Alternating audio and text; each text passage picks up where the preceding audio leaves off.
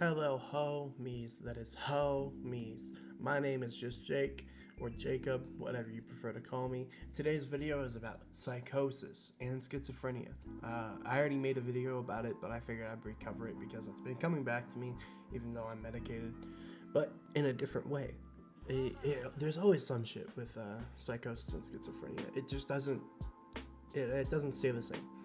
So I wanted to talk about how I'm able to hear people's voices in my head so clearly that it's like I'm having an honest conversation with them. And I know I talked about that before, but even more so now, instead of having this weird obsession over things that I talked about in the last video, now I have this very intimate conversation, and I'm going to give you a few examples. Jacksepticeye is number one.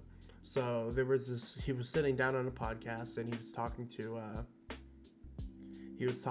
some dude who was interviewing him, and he was talking about how the internet is toxic, and I could tell he was depressed. I was like, I was thinking to myself, man, he looks depressed. And then I heard, I'm very depressed, is what I heard back from him. And the way psychosis and schizophrenia works is it copies their voice. Whoever's on TV, whoever's in your video game, whoever you're on call with, whoever's in the room with you, it copies their voice so perfectly and their mannerisms so perfectly that it tricks your brain into thinking you're having a mental conversation with that person, even though it's not real. And so I was like, well, why are you depressed? I decided to play along with it because I wasn't having this weird obsession that I had before. Okay. I asked, why are you depressed? And he said, I fell off. I've been diagnosed with autism, and my relationship isn't going too smoothly. And I was like, those are all valid points. I just recently went through a breakup as well, and so I feel your pain. And he said, it's not about you, but I appreciate you having empathy. And I was like, yeah, I know. And I guess what I'm trying to say is this is kind of like a PSA. I don't know if they do find these videos, I don't know if I'm super smart and people do hear me, because it's so realistic that it your average human, if they had psychosis and was dealing with what I was dealing with, you would think you're super smart and you're able to telepathically communicate with somebody. That's how insane this is. That's how realistic these conversations get, and how down to earth a lot of these people are when you talk to them. Who's another one? Trippy Red, for example. I don't know if you listen to rap. I don't care if you listen to rap. Trippy Red fell off and he was clowning Miles, and I was like, why are he clowning Miles? He's clearly doing this for fun. And he's like, because I can't say the word that he said because I'm white. And I was like, you know what? Fair enough. You can clown him. You got this stature. You got a good thing going for you. And he said, hey, I appreciate that. And he laughed. And that was pretty much that conversation.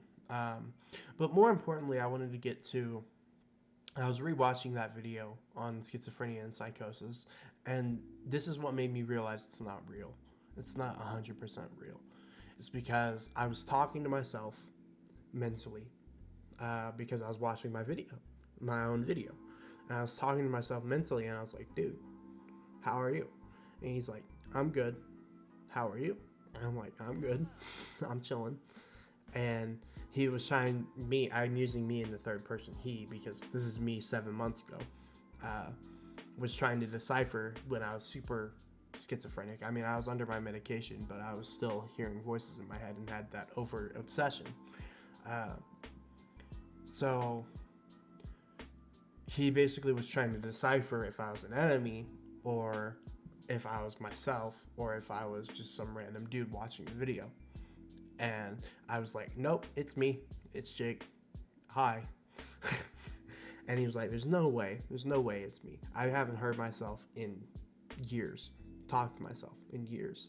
And I was like, yep, it's you. I'm revisiting old videos. And he was like, oh, okay. And then he asked, where am I at? I was like, I can't really say, because I don't want to DDoS where I'm at. I guess I can say I'm in Denver now. And I explained the whole situation, living situation. I explained music isn't working out. You met up with a couple producers, and I'm going to be working with this producer who has 24K monthly listeners. And he's like, that's cool, but how are you financially? And I was like, not great, but I just paid rent, so I'm feeling pretty good. And he was like, oh, okay, that's good. And that was basically the conversation I had with myself. And then I tuned into the video. I was able to tap it. For some reason, my own voice, when I listen to it, it's comforting. Because when I listen to my own voice and I talk back to myself, like I'm able to talk to myself, it's a lot more genuine. And I feel like I'm talking to a homie, for example, a long lost friend that I knew and disassociated with. And it feels comforting for me rather than setting me in the wrong direction or triggering me or having that overwhelming obsession over something that I just can't get out of my brain. It's like my brain introduces itself as this. I'm this to strangers. But when I'm talking to myself, I can have a deep, intricate, honest conversation. And that's what I'm saying is recently, like what I explained with the Jacksepticeye thing, is my brain recently hasn't been introducing myself as this, unless it's with my family members in real life, which is weird. But to strangers online, my brain, keeping in mind in context of what I'm talking about, which is quote unquote telepathically communicating, or psychosis as it's actually diagnosed as, it doesn't introduce itself as this anymore. It introduces itself as myself. It's like my brain's starting to recognize I'm me now. And that's sanity, not insanity, sanity. And it's showing signs of recovery. And I'm starting to rebuild relationships with people rather than break them.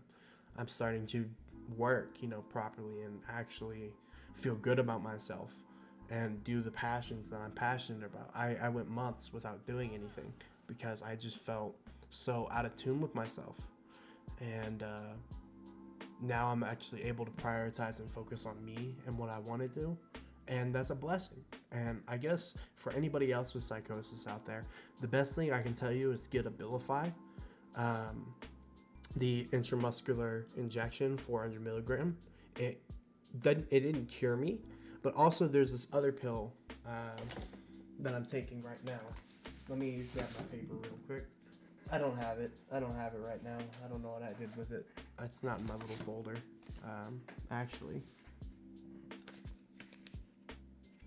I don't know what it's called, but there's another medication. I'll write it in the description that is really beneficial. And these mental conversations, they may not go away, but they'll become a lot more sane, a lot more down to earth, a lot more reasonable, and you won't feel so bad about yourself. You'll be able to actually function and do the things you always wanted to do, whether it be going on hikes, gaming, communicating with homies, hanging out with family members. And I guess what I'm saying is I'm getting better now. And psychosis is something I wouldn't wish upon my worst enemy, because there's different types of psychosis. There's angry psychosis. There's completely belligerent and when you're unmedicated, you want to kill yourself. You want to kill another person. You want to do this, that, and the third. For me, it was mostly depression and managing my depression because I'm bipolar as well. But it ranges for everybody. I remember this was way back, like 2 or 3 years ago, when I was super unmedicated. And I told my mom, I'm going to kill myself in the psych ward. And I'll never forgive myself for that, because she didn't need to hear that from me. I wasn't myself. She didn't need to hear that from me at all. And she didn't deserve to hear that from me. And I never did it because they medicated me when I was in the psych ward. It makes you think of things like that. And it's like your brain's filter is turned off when you're unmedicated on psychosis. You just spew the shit in your brain that you're thinking subconsciously. And you also have this affiliation with religion. And you're going to be like, oh, God, not another guy talking about religion. And you know what? Majority of the United States is still religious. I don't care what you think. It's just California, Oregon, Colorado, and a couple other states that aren't. It led me towards religion, and I'm thankful for that. Do I read the Bible every day? No, absolutely fucking not. There's so many things in that book that I disagree with. There's so many things. But the stories there are interesting and have a moral standpoint that I think is human rather than non-human. And like, for example, love thy enemy, for example, just one example. And I know I'm going to get a bunch of hate comments saying, oh, but they hate trannies and this, that, and the third. And yes, I'm going to use tranny. My bad for using that. Uh, I don't I don't hate transgender people. I love them. Period. In a story. I've dated transgender people and my cousin's transgender. And I support my cousin fully, to the full extent. May not talk to them because we've been distant for years now, but I support them. And I guess it's just frustrating that that book gets such a bad rep because of the ultra belligerent, ultra violent, disgusting people that read this book and think they know it all. And it doesn't deserve that. Anyway, rant over. Back to Psychosis. It makes you want to seek out religion because you need a form of faith. And it doesn't matter what religion it is. Mine was Christianity, but you'll want to reach out to religion or find yourself being more infatuated with religion. What's other signs of psychosis? You'll have these mental conversations with people. You'll find that was the first step for me, is people on TV talking to me and communicating, quote unquote, telepathically, quote unquote. That was sign one. What else? You'll see things that aren't there. I never had this symptom, but for a lot of people, it's a real thing. If you're unmedicated and you're having the come up, I call it the come up of the high of psychosis. I call it a high because it feels like a drug when you're unmedicated. It's really weird. I know that's a weird way of comparing it, but I did a lot of drugs as a kid. I think I know my stuff about drugs. You'll see things that aren't there, so like ghosts or apparitions. They won't tell you anything, but they'll be there. I have one experience where I saw an apparition. I was on Broadway in Tucson, Arizona, and this is when I was unmedicated. I went unmedicated for like 2 weeks, and I saw these two wolves that were apparitions or ghosts, and they were going towards this rock in the, I forget what it's called, in the little river area that overflows when there's a I forget what that's called too. Shit, I don't know my facts. Anyway, point being, you'll see things that aren't real. You'll hear things that aren't real. And to go in depth, people on TV will talk to you. You'll see ghosts. You'll have these thoughts that you recognize aren't your own, but you'll be so far gone at that point that you won't recognize that it's not your thoughts. You'll trust yourself more than you'll trust others. And if these are signs or things you're experiencing, then you need to go see a doctor about it immediately, effective immediately. Ask them about Abilify. It's different for everybody what drugs work, but Abilify worked for me. And another thing is put down the weed. Put down the weed. Your anxiety is being caused by weed. Your schizophrenia is being caused by weed. My doctor, Dr. Ramey, I think his name was. I don't remember. I think it was Dr. Ramey in Tucson, Arizona. He told me specifically. I told him all my drug use in the past, and he said, nope, because you smoked such high potency of weed at such an early age, it has caused you to have psychosis. And we don't know whether it's permanent or if it's going to go away. That's the unfortunate thing about psychosis. There's not enough research into it to know if it's permanent or if it goes away. And I was like, okay, I'll stop smoking weed. I smoked weed here and there, but it makes me hear things and it makes me feel bad about myself. So I don't smoke weed anymore. I'm sober from weed for about a month and a half, 2 months now. It's crazy. It's kind of crazy. Going sober sucks, but it really is a lifestyle. I drink here and there, but I guess what I'm saying is go sober if you're at an early age, if you're a youngin'. Back in my day, I used to do a shit ton of drugs, but, have your fun. But when you turn 17, 18, you really need to consider what you're putting into your body. You really need to consider that because it has major health effects that could ruin your mental for the rest of your life, like it has for me.